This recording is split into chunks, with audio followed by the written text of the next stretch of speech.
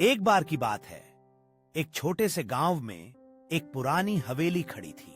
लोग कहते थे कि उस हवेली में रात के समय अजीब अजीब आवाजें सुनाई देती थीं और वहां जाने वाले लोग कभी लौटकर नहीं आए।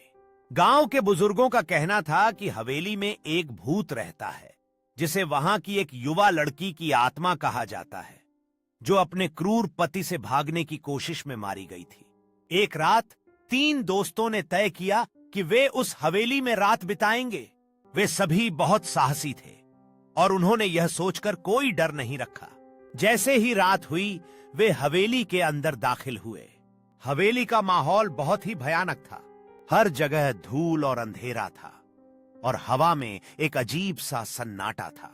जब वे एक कमरे में पहुंचे तो अचानक एक ठंडी हवा चली और कमरे के पर्दे हिलने लगे। दोस्तों ने एक दूसरे को देखा और हिम्मत जुटाकर आगे बढ़े। अचानक उन्हें एक सफेद साड़ी में लिपटी महिला की आकृति दिखी।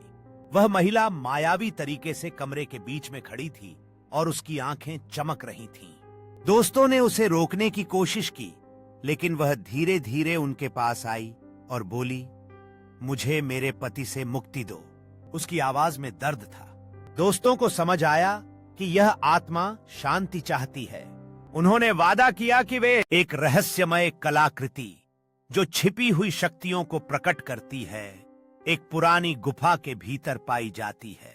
एक खोजकर्ता जो इस कलाकृति के चारों ओर के प्राचीन प्रतीकों का अध्ययन कर रहा है, यह सोचते हुए कि क्या ये शक्तियां वास्तव में वास्तविक हैं। जब वह कलाकृति को छूता है तो अचानक शक्ति का एक झटका महसूस होता है और वह उसके प्रभाव में आ जाता है। अचानक उस जगह का माहौल बदलने लगता है, जैसे कि कलाकृति के प्रभाव से एक नया और रहस्यमय रास्ता प्रकट हो रहा हो। जैसे ही वह उस उजागर राह पर कदम रखता है, उसका दिल उम्मीद और डर से धड़कने लगता है, जैसा कि वह अनजान को खोजने की ओर बढ़ता है। उस चेंबर में प्रवेश करते समय खोजकर्ता अविश्वसनीय दृश्य के साथ मंत्रमुग्ध हो जाता है, जैसे यह दुनिया सदियों से छिपी हुई थी। वह एक बड़े पत्थर के तख्त पर पहुंचता है, जहां कलाकृति के साथ कोई गूढ़ संबंध प्रतीत होता है और वह महसूस करता है कि यह जगह किसी महत्वपूर्ण उद्देश्य के लिए बनाई गई थी। अचानक कलाकृति की रोशनी से दीवारों पर चित्रित प्राचीन कहानियां जीवंत हो जाती हैं, जो उस खोई हुई सभ्यता के रहस्यों को उजागर करती हैं। जैसे ही वह उस समारोह को देखता है, उसे समझ में आता है कि यह कलाकृति केवल एक वस्तु नहीं, बल्कि उस सभ्यता की आत्मा का हिस्सा है। अचानक एक छायादार आकृति उसके आसपास प्रकट होती है, जिससे उसे एहसास होता है कि वह अकेला नहीं है और खतरा नजदीक है। वह अपने दम पर उस रहस्यमय आकृति का सामना करने के लिए तैयार हो जाता है, जो उसे चेतावनी देती है कि वह इस कलाकृति की शक्ति को हल्के में न ले। वह आकृति कलाकृति की ओर इशारा करती है, यह दिखाते हुए कि उसके पास एक महान शक्ति है, लेकिन सावधानी बरतने की भी आवश्यकता है। वह आकृति की चेतावनी को ध्यान से सुनता है और समझता है कि इस कलाकृति के पीछे एक गहरा रहस्य छिपा है, जिसे समझना आवश्यक है।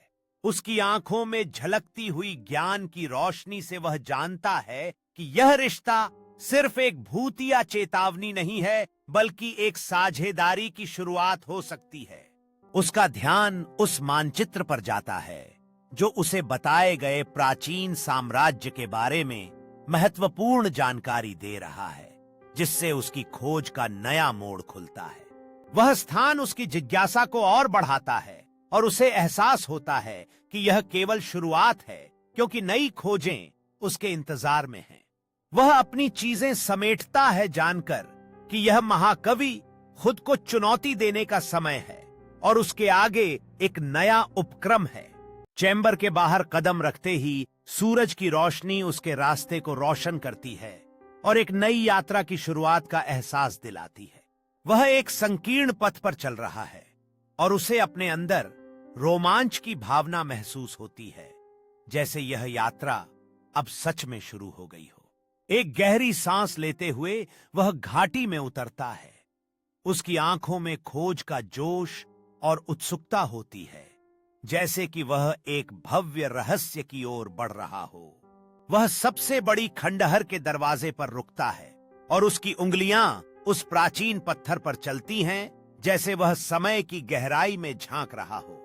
जैसे ही वह भीतर कदम रखता है, धुंधली रोशनी में दीवारों पर उकेरे गए जटिल चित्र स्पष्ट होते हैं, जो एक पुरानी सभ्यता की कहानियां सुनाते हैं। वह खंडहर के पीछे एक छिपे हुए कक्ष की खोज करता है, जहां कई कलाकृतियां चमकती हैं, और यह समझने की कोशिश करता है कि ये वस्तुएं क्या रहस्य संजोए हुए हैं।